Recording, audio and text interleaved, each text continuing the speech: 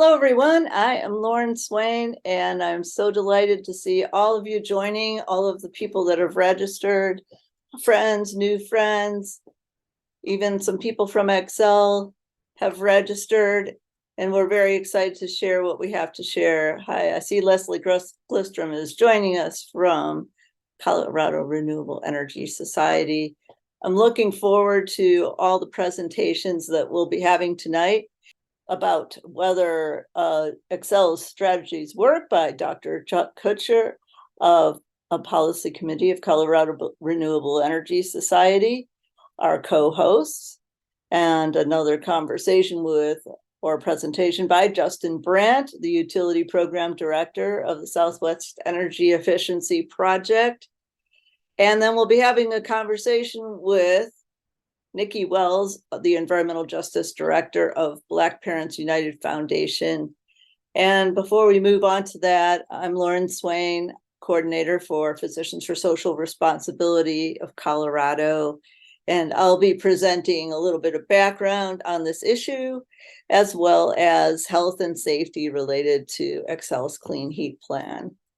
Okay, so I'm with the Healthy Electric Homes program, and I've worked with PSR Colorado for 3 years on the Healthy Electric Homes program, which is all about getting gas out of our homes for the cause of health, safety, and climate. And we're lucky to be living in these times when we have more and more efficient ways of getting gas out of our homes. We don't have to deal with the indoor air pollution. We don't have to deal with the climate pollution related to fossil fuels burning in our homes anymore. We don't need to have pipelines coming into our homes that leak, that release gases that can explode and catch on fire. So I'm saying we're lucky to be living in these times where we don't need gas in our homes, but it does take some time, effort, and investment to get gas out of our homes. But the heat pumps that are available today can take care of us without gas into the coldest winter months in Colorado, and many people are enjoying those benefits, and we hope that many more will, because we don't want the health and safety concerns in our homes when we're just trying to heat our water, heat our air, and cook and be healthy. So this is a good time to be alive and a good time to be healthier without the need for burning fossil fuels in our homes. So I am with PSR Colorado. We are a chapter of the National Physicians for Social Responsibility organization. And Physicians for Social Responsibility has a number of reports that are relevant to what we're doing and talking about tonight, which is Xcel's Clean Heat Plan. And the first is a brand new edition, 9th edition, that just came out in October, of the Compendium of the Risks and Harms of Fracking. The Compendium of the Risks and Harms of Fracking has been published multiple times, and it is one of the leading resources and sources of information that has led to the ban on fracking in New York. And it's put together partly by the concerned health professionals of New York, as well as PSR National. The second, and they do frack for natural gas, and it's not really natural. It's methane gas, and that's why we're talking about it here. It's relevant. All the risks and harms from fracking are relevant to our conversation about the Clean Heat Plan, which is to reduce emissions from the gas utility, Xcel, and all the other large gas utilities in Colorado. The second publication is the health effects of gas stove pollution. So we have at PSR a national report on this. It's a couple of years old. We're finding out more and more about the health effects, but the industry has known about the health effects of gas stove pollution since the 1970s, and there have been efforts to cover that up. And it's really unfortunate that that has been allowed to happen. But now we're all aware. We have no barriers between us and the knowledge that that gas stove pollution is dangerous to our health. And lastly, we have hydrogen pipe dreams. Why burning hydrogen in home buildings is bad for climate and health. And unfortunately, that's one of the things that Xcel proposes to do. And that's one of the things that we oppose in their clean heat plan. It's very inefficient cost-wise. It's very ineffective climate-wise. It adds a lot of health and safety dangers. And it's really a step backward. So we have a report about why that's the case. And I will send out these resources after completion of this presentation. And we'll wait on questions, but feel free to start putting your questions in the chat. But we're going to wait until everybody's presented before we move to questions. So why does Xcel's clean heat plan matter to you?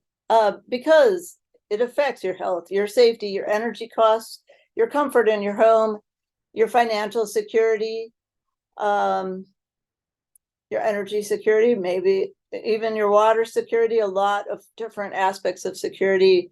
Also justice, because how are the funds spent? That it does involve a rate increase. And when we have a rate increase, we want something that benefits society. And hopefully us who are paying it will collectively benefit our opportunities to get gas out of our homes and lead a healthier, cooler, warmer, safer life. And lastly, of course, lastly but not least, it affects our climate future, which of course affects, again, our health, safety, energy costs, etc. So the climate and health fossil fuel crisis. You know, fossil fuels are largely responsible for the climate crisis, not entirely, but largely. And that climate and health fossil fuel crisis is aggravated by burning gas in homes. Burning fossil fuels in buildings responsible for 29% of US greenhouse gas emissions. Quote unquote natural gas that Xcel pipes into our homes is a fossil fuel that's mostly methane, and methane gas leaks into the atmosphere during production, during transport and delivery. Methane gas leaking into the atmosphere is 86 times more damaging to the climate than CO2 over a 20-year period. The methane gas that Xcel pipes into our homes and all the utilities, of course, is mostly produced through fracking, which releases hazardous air and water pollutants, causes chemical spills, fires, and explosions. Oil and gas production is responsible for about 40% of the Front Range ozone pollution problem, and it releases carcinogenic benzene and other air toxins. Why would you want that unless you absolutely had to use it, right? Climate disaster in Colorado, fueled by oil and gas. Fire, smoke, drought, heat waves, and floods harm Coloradans' health and safety.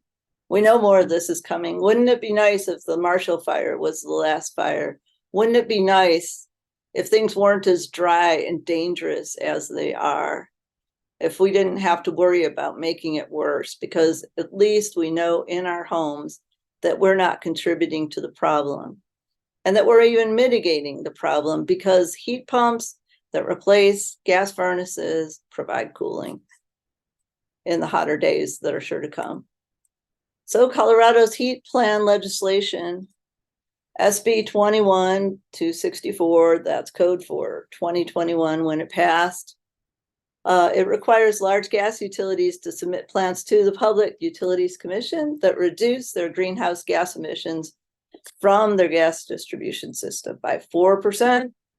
Oh, I had a typo there. Sorry, 4% by 2025. Excuse me, I will fix that when I send the notes. And 22% by 2020. And it allows utilities to raise rates to cover their costs by up to 2.5%. So the Public Utilities Clean Heat Plan proceeding is happening now. And Xcel, Colorado's largest gas utility, submitted its plan to the PUC on August 1st at the deadline. And we are all reading it and coming to understand it. There's what's called an opportunity to intervene. That's the number 3 item here. Many environmental groups, fossil fuel interests, other stakeholders have intervened, which means that you're in a position to present evidence and directly ask questions of Xcel about their clean heat plan. What happens with Xcel's plan will influence outcomes of all the utilities plans, like Black Hills and other utilities that are submitting their plans again starting January 1st, and it will affect the costs, health, and climate of Coloradans for years to come. The public will have opportunities to testify and submit comments in the coming months, and that means we will be in touch with all of you. We'll engage you if you want to be engaged in this process and give you opportunities to comment or testify or participate or express your opinion or engage your networks and all those things that represent participation.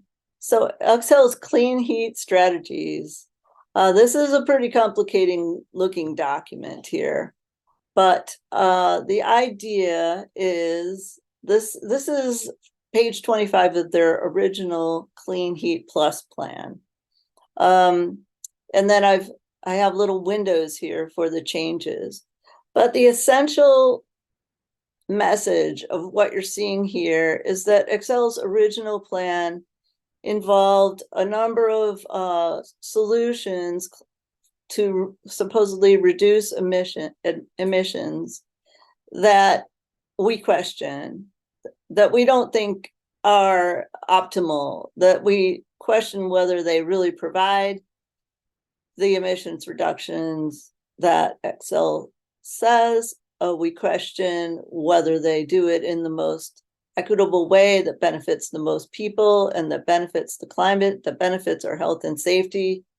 And two of those features of the original Clean Heat Plus plan were certified natural gas and carbon offsets. And some of us interveners made a motion requesting that those be removed, or requesting actually a ruling that they could not be in the plan.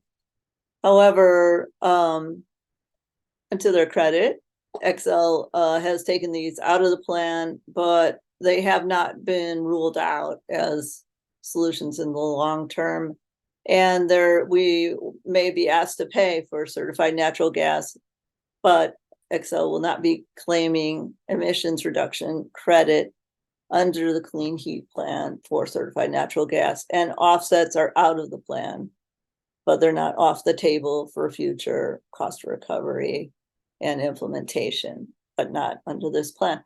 We want electrification. We want demand side management, which means efficiency in homes. We want less gas in homes, and we want to be paying to get gas out of homes, and we want a plan approved that focuses on getting gas out of homes.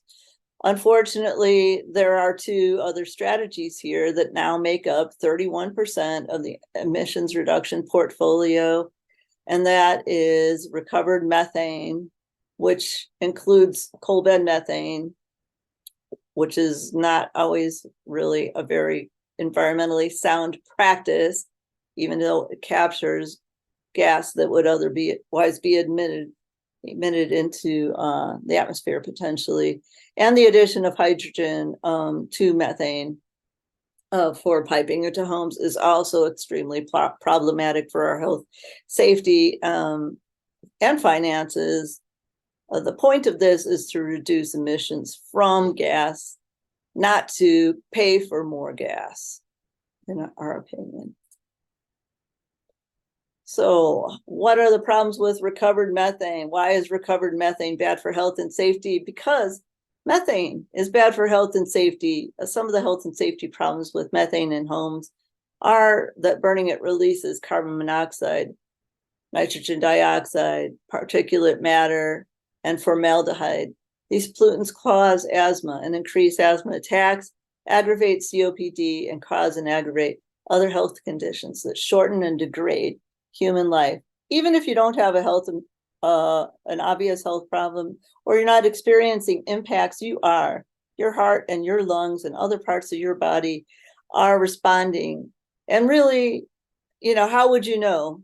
How do any of us know? If we have a choice not to have these contaminants in our home, we need to take the right choice and eliminate these risks that are totally unnecessary from these sources. Also, leaks of methane cause fires and explosions, and the risk of monoxide poisoning, in addition to all the climate effects we've already discussed. What are the problems with hydrogen blending? PSR National is and many groups are on a mission to please get rid of this terrible idea of adding hydrogen that leaks, ignites, and explodes even more easily than methane into our pipelines and piping it into our homes. It increases NOx emissions that cause asthma and increase asthma attacks. It's very expensive and usually sourced from methane gas itself. More than 90% of all the hydrogen we are producing now is produced from methane. There is very, very little green hydrogen. It is very, very expensive. And most importantly, green hydrogen it's far more efficient to use the green electricity that would be used for green hydrogen and just simply send it to our cars, send it to our homes. The only appropriate use for hydrogen is for industries that do not easily move to electrification. Investing in hydrogen blends perpetuates dependence on harmful methane as a fuel source and takes funding from real solutions. We don't need our gas in our homes. All electric homes have arrived. Heat pumps heat and cool efficiently without gas or air conditioners.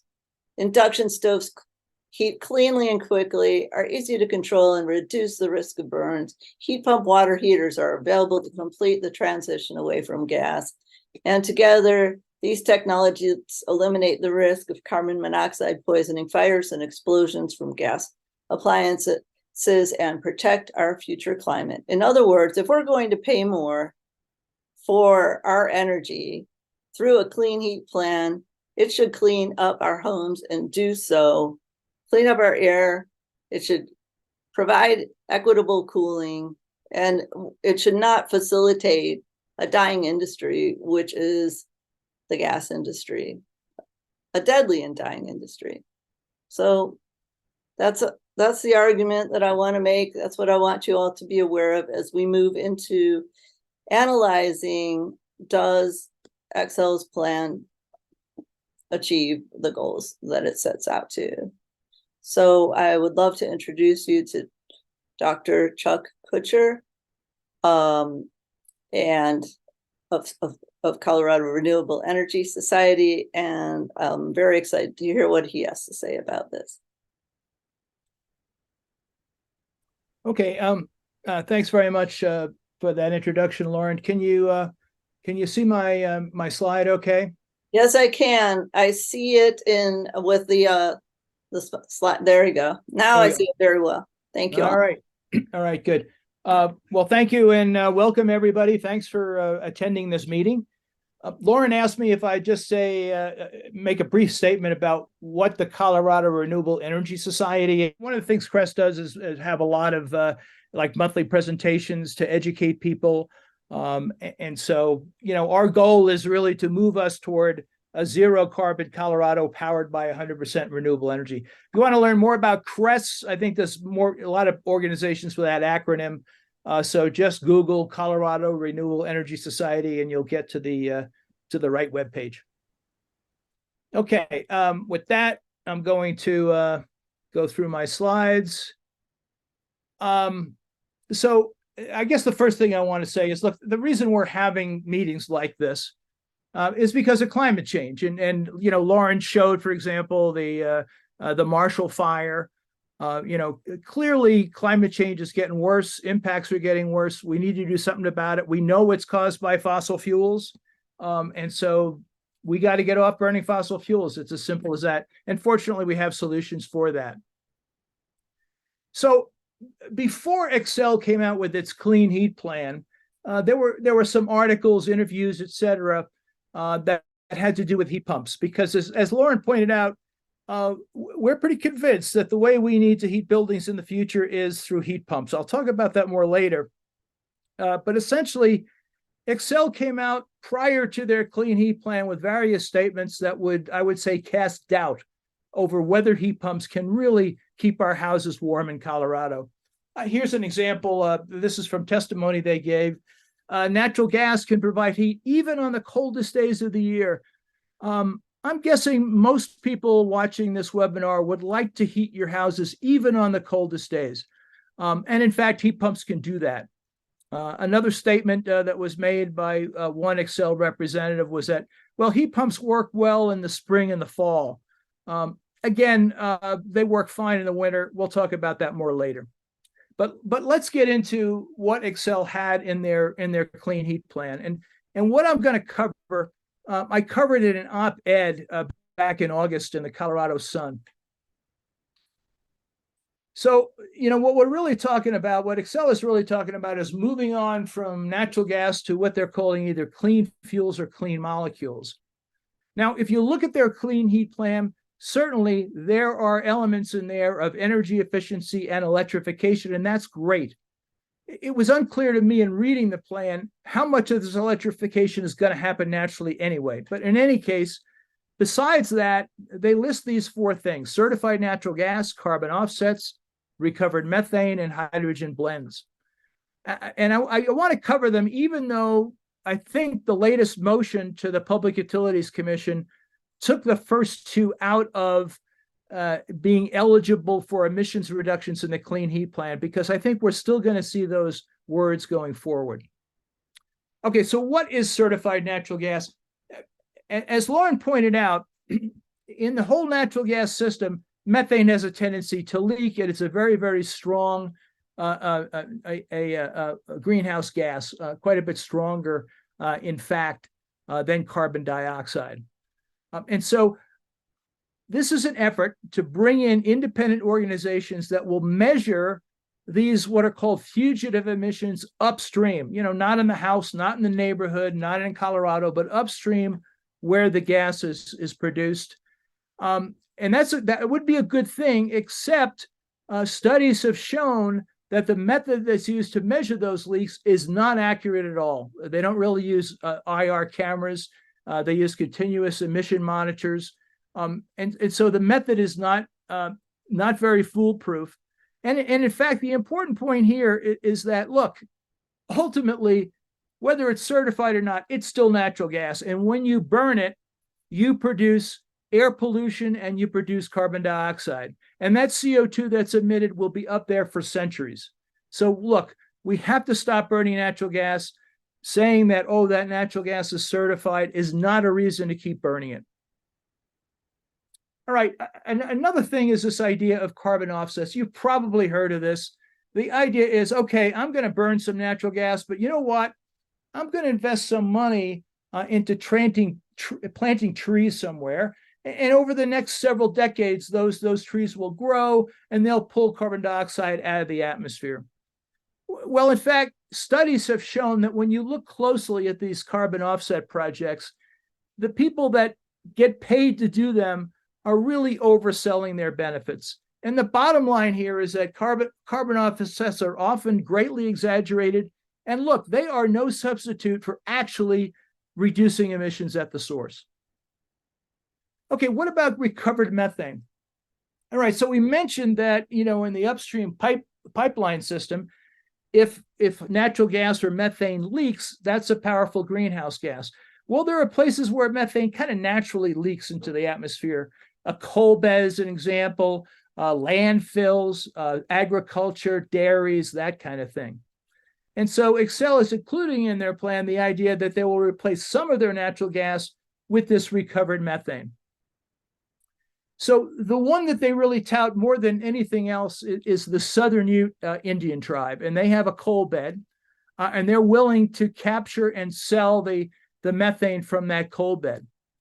But in fact, if you ask Xcel what percent of their gas supply that would be, it's about 0.1%. And they say if they add in other things with no details about what those other things are, it would total maybe 2% of the natural gas supply. So the point is, recovered methane is a very small resource. Not only that, it's expensive to recover this methane and process it. So Xcel is estimating the cost of about $32 per million BTU. That's about 3 times the cost of natural gas. So it's not very available. It's a rare resource, and it's very expensive. All right, what about hydrogen? Now, Xcel is talking about, like many gas utilities, of mixing some hydrogen into their gas supply. But I did want to point out why utilities are not considering going 100% hydrogen. This was looked at in the United Kingdom, where they looked at hydrogen home heating, and this national infrastructure assessment in UK basically said that makes no sense. And they said electrification is the only viable option. So there's been real pushback in the UK about trying to heat homes with hydrogen. And here's why. So green hydrogen, this is the stuff that, basically is carbon free. It's made by using renewable electricity from wind or solar, running an electrolyzer to split water into hydrogen and oxygen. But to use that, it takes energy to run the electrolyzer and money. You have to compress that hydrogen and transport it. A lot of energy losses in that. So if alternatively, you use that renewable electricity to run a heat pump, it's many, many times more efficient.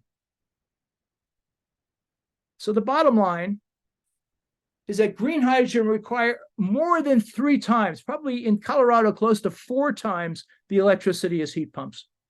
Department of Energy says none of our roadmaps consider home heating a viable use of hydrogen. And as I think Lauren mentioned, when you burn hydrogen, yeah, it doesn't emit any carbon dioxide, but it emits air pollution, NOx emissions, and it's also extremely leak prone and has an indirect global warming potential about 30 times that of carbon dioxide. All right, so like many gas utilities in the country, Xcel is saying, look, we'll mix hydrogen into the natural gas system to save some carbon emissions. But the point is they can't mix in very much because the existing piping system, your gas stove, your gas furnace, can't withstand much hydrogen. You get what's called hydrogen embrittlement. And so this particular article talks about the maximum you can blend in is 20%. In fact, in the project that Xcel has been promoting, they're going to start at 2% and work up to a maximum of 10% hydrogen mix. What does that do? If you add 10% green hydrogen into the natural gas, it will reduce carbon dioxide emissions by only 3%. It's nowhere near a solution to this problem. Also, if you ask Xcel, are they going to use green hydrogen?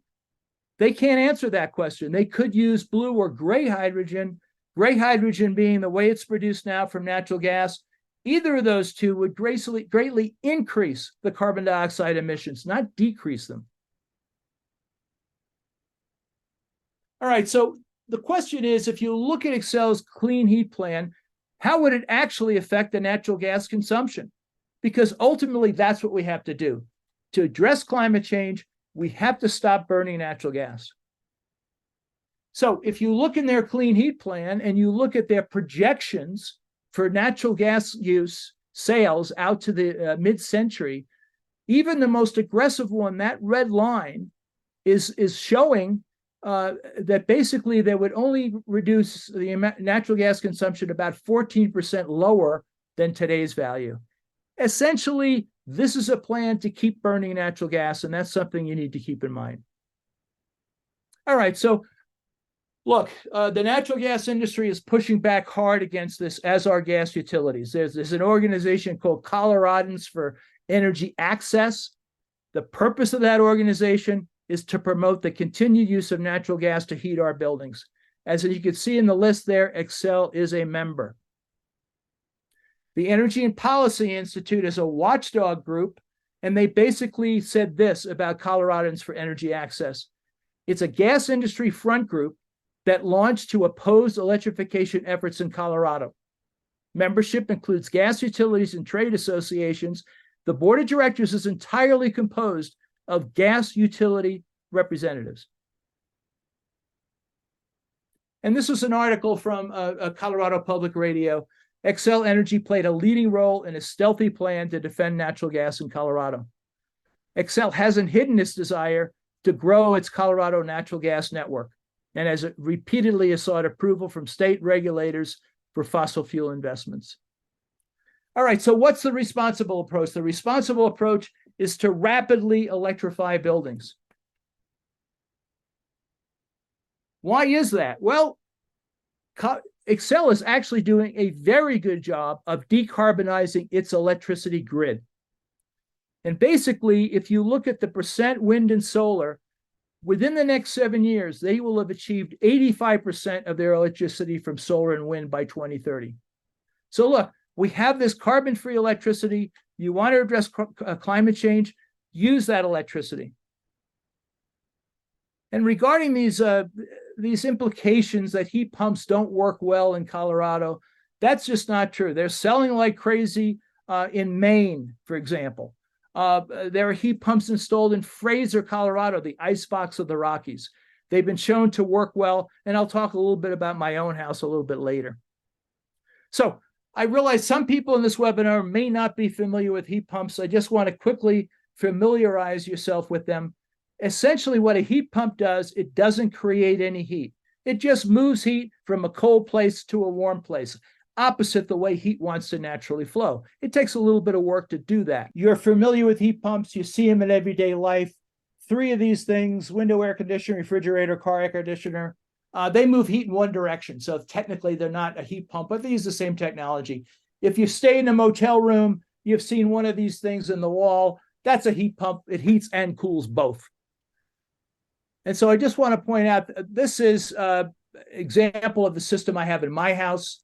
There's an outdoor coil on the left, there's an indoor coil, and then you have a compressor that moves refrigerant around, okay?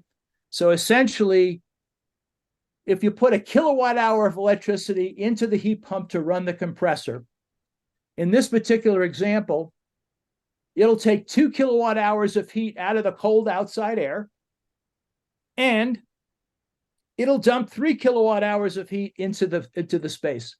So that's a 3-to-1, and that's called the coefficient of performance. So it's like, you can think of it like being 300% efficient. It's not creating heat, it's moving it. In the real world now, in Denver, if you had an air source heat pump, over the heating season, your average coefficient of performance would be about 2.5. If you had a ground source heat pump, if you drilled wells and put the source in the ground, you'd have a coefficient of performance of about 4. So what do these things mean? It means if you take into account the efficiency of a gas furnace that you're replacing, if your heating bill will be lower with the heat pump than with a gas furnace, if the ratio of the electricity cost to gas cost is less than 3-to-1 if you use an air source heat pump. It'll be cheaper to use a heat pump than heat with natural gas if you have a ground source heat pump, if that ratio is less than 5-to-1. And I just want to point out the EPA is pretty close to announcing a social cost of carbon of $190 per ton. That would double the cost of natural gas from $10 a 1,000 cubic feet to 20. And so you double those ratios. What it means is, certainly with a ground source heat pump, and especially if you account for social cost of carbon, it makes a lot of economic sense to heat with heat pumps. All right, so this is my home. There's a heat pump outdoor unit in the upper left. My indoor unit has an air handler in place of the furnace with the indoor coil. So that sends heat to all the registers in my house. I do have a disconnect switch on a 10 kilowatt backup auxiliary resistance heater. I have never turned it on. And last winter, we had 2 days in a row, minus 15 degrees F. My house was 70 degrees due to this heat pump during that time. Also have a heat pump water heater and an induction stove, which does a great job of cooking. And I think Lauren mentioned those also. Okay, the last thing I want to say is, if you're building a new building, heat pumps make an awful lot of sense, because when you build a new building, if you don't heat it with natural gas, you avoid the entire cost of the gas infrastructure. So a study by NBI, the New Buildings Institute, came up with the results showing for different cities, build a new building, making it all electric is way cheaper than trying to do it with natural gas. And with new buildings, it's a lot easier to put in ground coupled heat pumps. When you have this virgin land, you're putting the building on, you can drill those wells, and then it becomes really efficient. And even on the coldest winter days, it's very, very efficient. So that's what I have. I'm sorry for the interruption. I think we're going to answer questions after everybody speaks. But if you don't get your questions answered and you want to email me, that's my email address down there, chuck.kutscher@gmail.com. And thank you very much. My name is Justin Brandt. I'm the Utility Program Director at SWEEP, the Southwest Energy Efficiency Project. For those of you who don't know who we are, SWEEP is a nonprofit public interest organization. We advocate for greater energy efficiency and clean transportation in 6 states in the Southwest, including Colorado. SWEEP's been around for about 22 years. We're based in Boulder. I'm just going to start with a little context.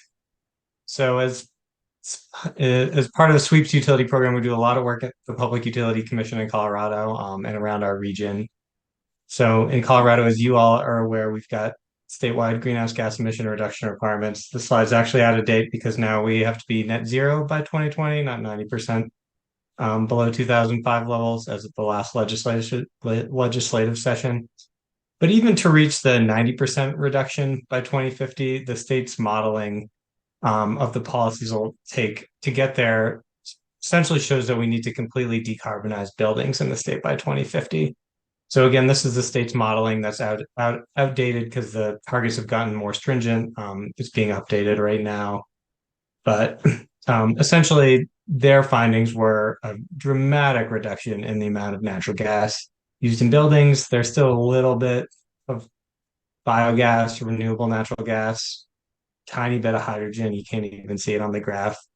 But essentially, to fully decarbonize buildings, we need to almost completely eliminate natural gas. And the natural gas infrastructure in the state is designed sort of around the current levels and that have been growing dramatically in the last few years.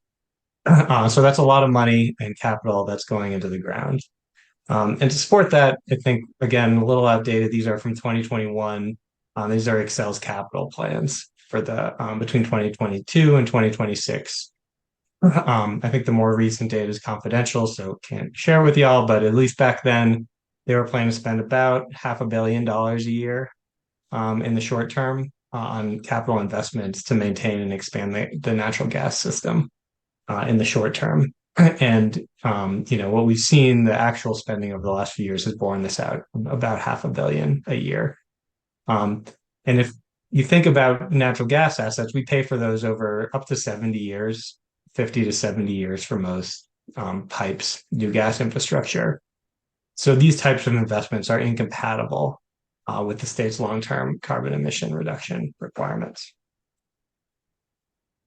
So I'm going to focus most of my time on the clean heat plans, which I think you're all here to learn about. But I guess in my mind, clean heat plans are sort of one piece of a broader suite of decarbonization policies that we're currently implementing in Colorado that have all been initiated through legislation in the past couple of years or work that the PUC has taken on itself. And that includes expanding gas utility energy efficiency programs, requiring electric utilities to invest money in beneficial electrification in buildings, so replacing natural gas with heat pumps and other electric technologies, as well as new requirements around gas infrastructure planning for the major gas utilities in the state, where they're required to lay out their spending plans and how we can reduce and opportunities to reduce spending in natural gas infrastructure over the next few years. So I guess to set the stage for the Clean Heat Plan, so Xcel over the summer at the Public Utilities Commission had energy efficiency and beneficial electrification goals approved. So everything we talk about in the Clean Heat Plan, these are both strategies that will reduce natural gas usage from their natural gas utility, but they're not really counted in the Clean Heat Plan because they're approved through separate processes. But essentially, we've approved sort of dramatic increases especially in beneficial electrification and to a lesser extent, energy efficiency over the next 3 years from the gas utility. In addition, the Public Utilities Commission has required the company end incentives for a number of gas appliances. So they can't provide incentives for new construction that heats with gas anymore as part of their energy efficiency programs. They can't provide incentives for natural gas water heaters anymore as part of their energy efficiency programs. And the goal is really to move those programs to focus on weatherization, insulation, air sealing, improving the building shell. Things that are essentially no regrets as we electrify the grid. Having an efficient home will help whether you're heating with natural gas or a heat pump, rather than promoting having the utility subsidize even efficient appliances that prolong the reliance on natural gas. So I won't harp on this. Lauren provided a great overview. So y'all know the clean heat statute. I guess two pieces I do want to point out before we move on. I guess first, there is this cost cap of 2.5% of total bills, but the PUC is allowed to go above that cost cap if they find that it's in the public interest, and that the plan they would be approving reduces emissions. I think both the company's filing and work that I'll be presenting on that we've done show there's really no way that we're going to reach the 2030 reduction target within this cost cap. It's a dramatic increase in emissions, and there's too much. So sort of there's no way to do it with existing technologies with that type of budget. And then I guess another piece is that the Clean Heat Statute requires that the emissions reduction happen between what we call the city gate. That's essentially the pipes in streets, the natural gas distribution system that delivers gas to homes and businesses and customer end uses. And that's where those emission reductions have to occur. And that's essentially why, not just because it's bad policy, but why certified natural gas and carbon offsets aren't allowed as resources, as both Chuck and Lauren mentioned, because they by definition don't reduce emissions from the natural gas distribution system. And as a result, they have no place in a clean heat portfolio. So again, just to, I won't harp on this, you've heard from others. Xcel's filed their clean heat plan. Originally, they had what they called Clean Heat Plus, which included certified natural gas and offsets. They've now taken that out in their preferred portfolio and have a portfolio which no longer, the portfolio they're supporting as their preferred portfolio within this plan now no longer meets the 2030 greenhouse gas emission reduction requirements, with the removal of these resources that shouldn't have counted towards the cap anyway, counted towards reductions anyway. The plan will be short of the overall emission reductions required. And they're proposing to meet these reductions with a mixture of primarily electrification with some energy efficiency. And again, these are on top of the goals I presented before from that they've already been approved. So again, there will already be a significant ramp up in both of these things without these additional resources, as well as some recovered methane and hydrogen investments. Oops, wrong direction. So this slide's a little out of date now that Xcel's taken offsets and CNG out of the Clean Heat Plus portfolio, but I think it's still a good visual. So you can see the emissions reduction target for 2030, and then they lay out sort of 4 separate portfolios within their of different resources within their clean heat plan. 2 of them are required by the Public Utilities Commission, so they have to put one portfolio which hits the cost target essentially and stops there and say how much they could get from emission reductions within the cost target. So that's the cost target scenario. Then they have to put in an emissions target scenario, a scenario that meets the emission reduction targets using clean heat resources with no at any cost essentially. And then they're allowed to put in anything else they want, additional portfolios. So what Xcel included in their plan is what they originally called Clean Heat Plus. That's their preferred portfolio now, which, as Lauren said, will get about 60% to the emission reduction target by 2030 now, but not all the way there. They also put in an electrification only scenario that meets the targets using only electrification. Their modeling of the scenario was pretty problematic from my perspective. So we'll talk about some of the shortcomings there. But on the right side of the graph, you can see some of their cost estimates. So the 2.5% of bills is about $34 million a year. They estimate that even this Clean Heat Plus portfolio to be about $200 million a year. It's a little less now once you take CNG and offsets out of it. But they think it'll take at least $300 million a year to meet the emissions target. And doing it only through electrification could be up to $600 million a year. So this is a lot of money. And big investments. And, I guess we don't doubt that it's going to take money and investments, though we think it might be a little less than they projecting. So earlier this year, SWEEP, with some of our partner organizations, Western Resource Advocates and the NRGC, the Natural Resources Defense Council, put out a report where we sort of did our own modeling of how Xcel can get to the Clean Heat Plan 2030 reduction targets. We focused on electrification and energy efficiency. We think they're the lowest cost options to reduce emissions. And then in addition, there's all the other problems with some of the other resources that you've heard both from Chuck and Lauren.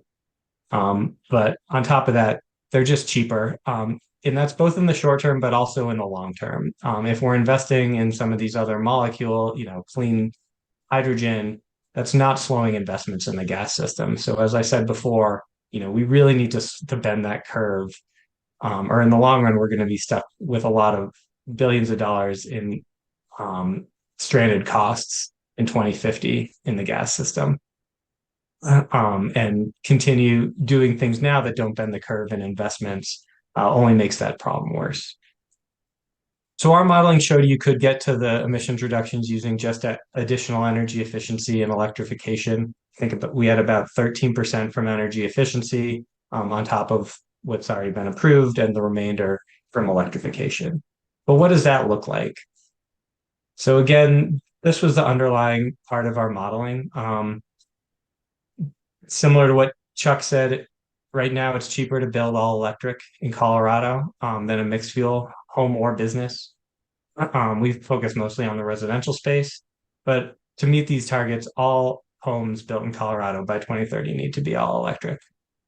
In addition, the sort of easiest way to electrify in Colorado in the short term is essentially replacing central air conditioning with a heat pump.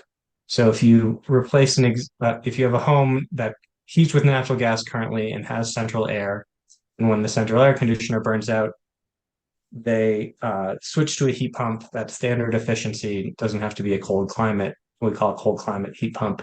You can get about 80% of the emissions reductions. You can use the electricity for about 80% that your heating needs.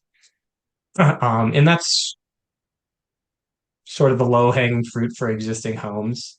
And again, according to our modeling, essentially 100% of residential air conditioners, as they burn out by later this decade, would need to be replaced with heat pumps. In addition to significant investments in full electrification in both single-family homes and multifamily homes in Colorado. But again, we think it's possible, though it's certainly not going to be easy. On the cost side of the equation, again, our estimates were a bit lower than the companies, certainly for their all electrification scenario, but not cheap by any stretch of the imagination. We estimated it would take about, starting around $100 million a year and going up to about between $200 and $250 million a year. So certainly a big investment, but for all the reasons we've talked about, one that's important to make. So I guess I just wanted to briefly hit on why are there such big cost differences, especially around electrification, between the work we did and what Xcel has proposed in their plan. And there's just some big differences in the assumptions we made. So first of all, Xcel essentially adds a cost multiplier for higher penetrations of heat pumps. So they say for every additional, if we're going to get 20% adoption of heat pumps, it'll cost this. And if you want 40% adoption, it's going to cost twice as much per heat pump to get there. So that to get some of those outliers, you really have to throw more and more money at the problem. They assume incentive levels have to continue to rise through the end of the decade faster than inflation. They don't do any they didn't assume any hybrid heating systems, so systems where you're using natural gas as your backup instead of electric resistance as a backup fuel. And they assume that all hybrid systems within their plan, you need a new furnace, which is not the case. You can usually utilize the furnace that's already installed in a home, assuming that it's working. And then again, they did not include any additional energy efficiency. Whereas in our report, I'll talk about complementary policies. We think it's going to take more than just Xcel to reach these targets. To really drive heat pump adoption, we're going to have to do more politically in the state. But we think you can decrease electrification incentives over time. We're going to have to invest a lot of money in the short term, but hopefully once that market begins to transform and through other policies that we can start to remove utility support, not increase it over time. Again, we relied a lot on hybrid systems and replacing central air conditioners at heat pumps once they burned out. And we have very different assumptions around renewable natural gas and hydrogen costs. So when I talked about complementary policies, some of the things we're thinking about and the state is pushing forward. There needs to be a lot of work for educating HVAC contractors, training them, and building the workforce that can do this work. The current workforce is both not large enough, and a lot of contractors don't understand heat pumps and heat pump installations. And they're the ones that are in people's homes actually selling these products. And if somebody's interested and they ask their contractor about heat pump, there's a lot of people say they don't work in our climate, because they're more challenging for them to install, especially if they don't understand them. We need to find other sources of funding so that we can minimize the bill impacts. Again, even our scenarios is still going to cost $250 million a year, likely. There's a lot of federal money available through the Inflation Reduction Act and the Infrastructure Act. The state really needs to leverage all those funds to the maximum extent they can. We've been working on some legislation to try to help transform the market a little, so it would require any air conditioner sold in the state of Colorado by some date to also be able to provide heating. So essentially require that central air conditioners have the same capabilities of a heat pump. And then there are, the statutes we have minimum requirements and a focus on for low and moderate income households and those living in disproportionately impacted communities. But we think there needs to be even more focus. The people who are left on the gas system over time are going to see their costs increase as we get closer to 2050. And those who can least afford to invest in electrification, we don't want them to be the ones left holding the bag once we get closer to 2050. And to do that, we really need to prioritize our money and implementation now, with a focus on equity. So just quickly where we go from here in the PUC process, the Xcel's clean heat plan likely won't wrap up until the spring of next year. Like Lauren said, because we know who the parties are in this proceeding, but we still don't really have a schedule. But I expect it'll wrap up in April or May of next year. And then we expect to see the smaller gas utilities, the two smaller investor-owned utilities that are required to file heat plans. Those will come in at the end of this year. And then I just wanted to mention a few other things. The Colorado State Energy Office is working on a future of gas study. So they've have a consultant that's looking at some of these options and to try to provide input to state policies around the risk of stranded assets and potential costs. The Colorado Energy Office has also announced they're sort of working on a bill around promoting strategic electrification instead of gas system investments. And then finally, Xcel will be filing their next energy efficiency and beneficial electrification plan in the next couple of weeks with the PUC. So that'll lay out sort of the suite of programs that they will be offering to meet their energy efficiency and beneficial electrification goals over the next few years. So I'll leave it at that. Thanks a lot for your time, and happy to answer any questions at the end.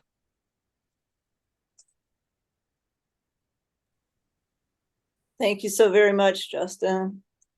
I'll go back to sharing my screen here for a second, and we're going to get into the environmental justice aspect of this presentation here. And we have Nikki Wells of Black Parents United Foundation joining us. And I'm spotlighting Nikki on top here.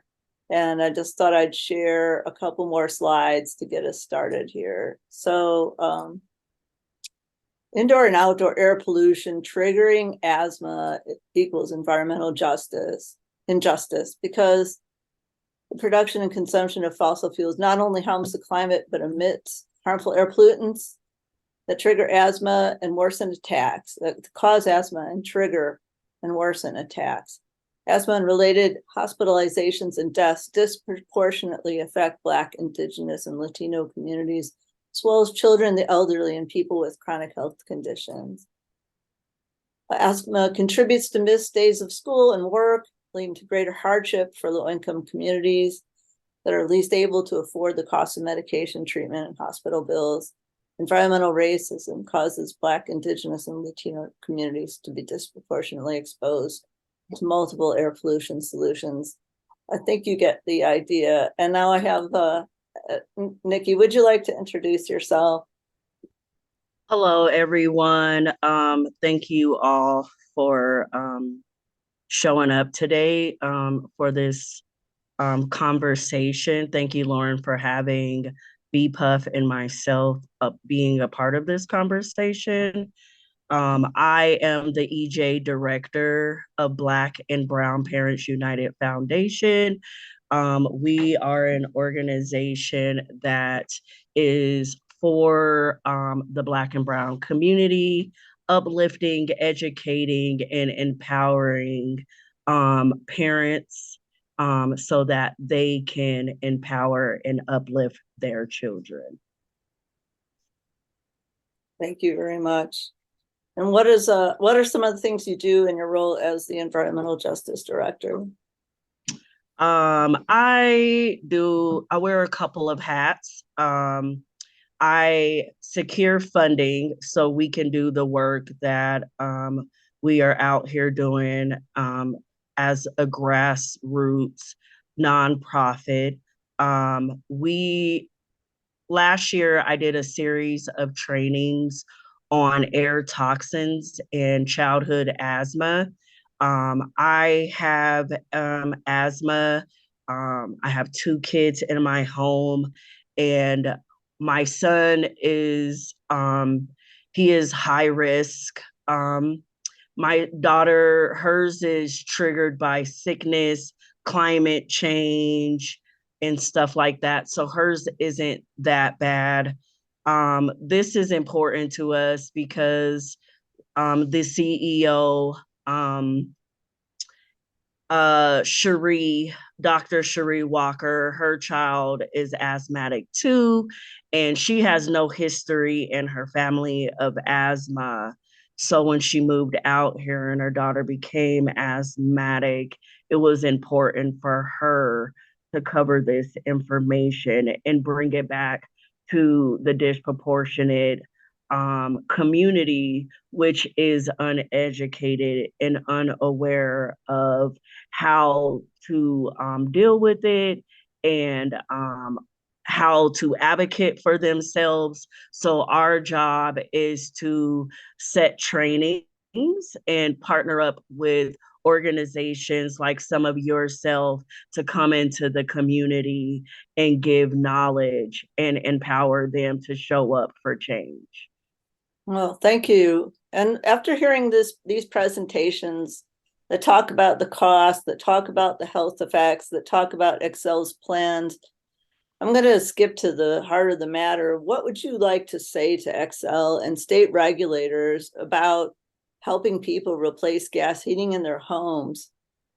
And what are your thoughts about this issue, having experienced asthma and so many people in your life that you care about, having experienced that and having it affect so many aspects of your life? You know, I was listening to Justin just now and hearing him say in a decade or so, it shouldn't be in the hands of Black and brown communities. It's already there, but it isn't just affecting the Black and brown community. We're all affected. We all go outside and we have to breathe in these unhealthy toxins. And when we come home in the wintertime and we're using these furnaces in these old houses with not much ventilation, we're all affected by it. I feel like it shouldn't be our responsibilities at all. Xcel Energy either, even though they have the opportunity to make change. I hear a lot about money. We have a lot of money federally to fund weapons to go overseas to start a war, but we don't have money for healthy living. That doesn't make sense to me. It shouldn't be an argument about the cost of healthy living. The last thing I want to worry about being a part of the disproportionate neighborhood is worrying about the cost of healthy living, me being able to go outside and breathe clean air. Inflation is real. We have a world wide climate crisis, which is already here. It's not going to be here in a decade. It's here now. Now is the time for change. We don't have time to talk about billions of dollars of cost. We need to talk about making the change. No one likes change. It's uncomfortable, it's costly, but I rather pay the cost now in having a healthy life than later on I'm paying extra money because I'm sick. If you know, or if you don't know, medical insurance is high, right? And when I have my asthma attacks to the point where I'm hospitalized, not only do I have to pay for that, now I have a better job and I'm no longer qualified to get Medicaid. I have to pay for prescriptions. The cost of one inhaler for 1 month is $500. So if we want to talk about cost, there's many of talks about many of things that cost. Is it the right investment that we need to make for change, for better living? Yes. So I would say I would pay the billions of dollars now versus trillions of dollars later. I cannot thank you enough for that excellent, important message, Nikki. You really drove it home. This is intimate. This is personal for every single one of us in our own way. We all have people that we care about, sometimes ourselves, that are struggling. We miss work, we spend money, we suffer, our quality of life, our length of our lives is degraded when fossil fuels are allowed to dictate decisions. And the lobbying and all the other influence peddling that goes on is absolutely to our detriment in a really intimate, personal, life or death sort of way. We cannot heed it. We have to heed the needs of those who our government and our utilities serve, or we all suffer. So thank you very, very much for that. We have a little time for Q&A. So I'm going to go, I think I'll start at the end. And I see, okay. Actually, if Chuck or Justin wants to jump in, or Nikki, if you want to jump in on any of the questions you're seeing in the chat, please feel free. Let me know. And I'm going to look for questions I can answer as well. So hang in there and feel free to add more now. I answered a few questions in the chat, Lauren. Okay, so you answered them in the chat. Do you see any that you want to answer right now verbally?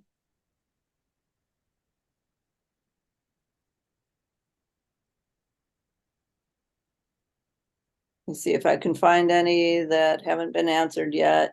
I don't, you know, one thing I'd like to do if I could. Yes. I've got a question for Justin. And first, let me just say, I have read the sweep report and I highly recommend that report.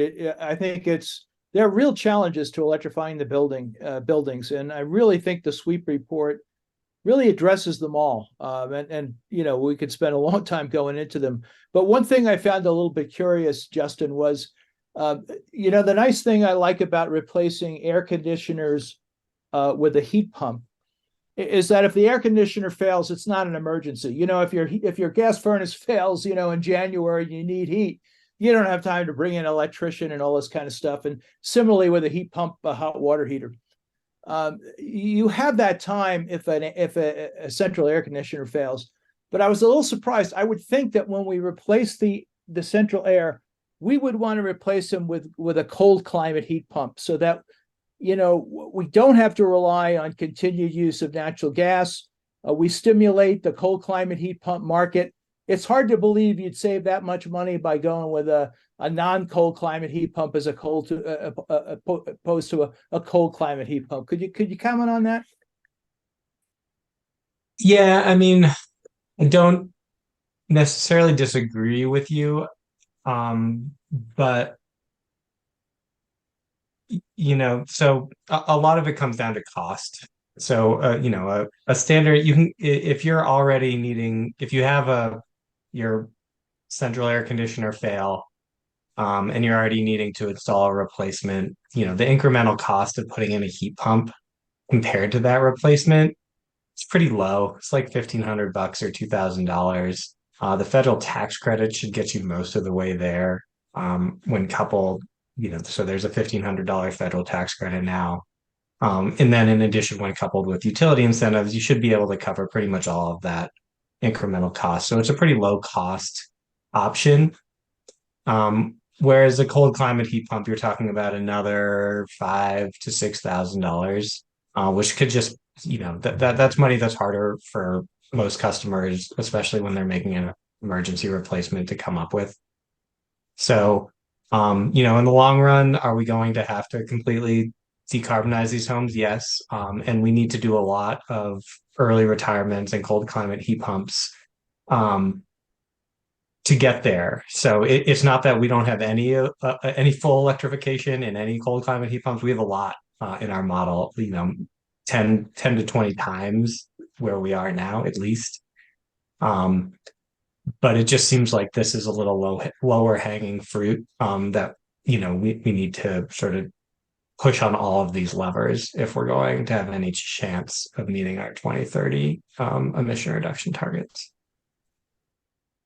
And I just want to say I'm so very grateful to all of our guests for joining me and having such amazing and helpful things to say.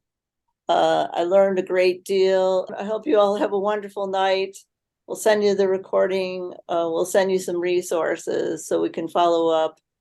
And we will invite all of you to participate in our future activities so that we can all advocate for what we know is better, which is getting gas out of homes, protecting our climate, protecting our health and safety and each other.